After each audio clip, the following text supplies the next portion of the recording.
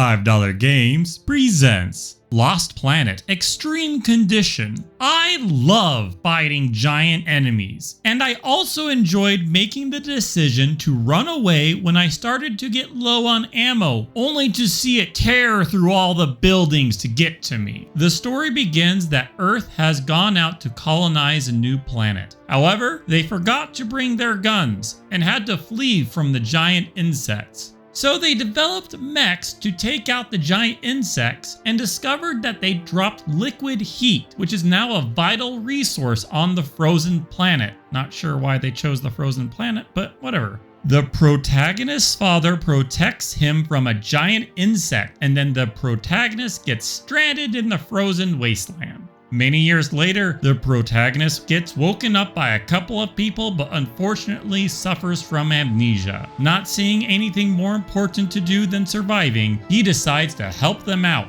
The introduction, pacing, and cutscenes are all a bit longer than what I generally like, but passable. The graphics are fine, except for the hundreds of lens flares in the opening scene and the ability to see in the first level. Truthfully, I actually really like this. Gameplay-wise, for the most part, it's a normal third-person shooter. The main gimmick is that your life is actually more controlled by a countdown timer than your actual life bar. See, if you take damage, it will actually regenerate rather quickly and just deplete your timer. You can replenish your timer through collecting liquid heat from enemies or repairing a waypoint. There are two varieties of enemies you can fight. The fun ones, which are giant insects with very obvious weak points, and humans which constantly knock you over with rockets. Interestingly, you can change your state of zooming from normal third person, zoomed in third person, and then zoomed out first person. Although that was an odd choice, it doesn't matter since if you take damage at all, it reverts you back to normal third person.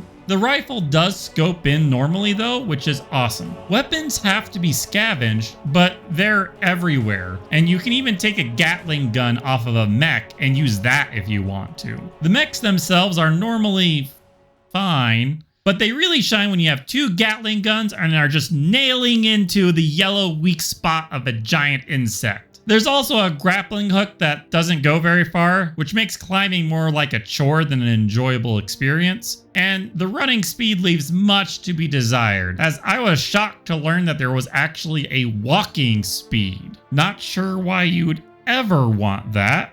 Anyways, overall, I loved fighting the giant insects. The plot was meh, and the humans I preferred running past. Subscribe. I do 5 games each week until I get to 100 videos. That's a wrap for this game. Consider picking this game up instead of Molten Lava.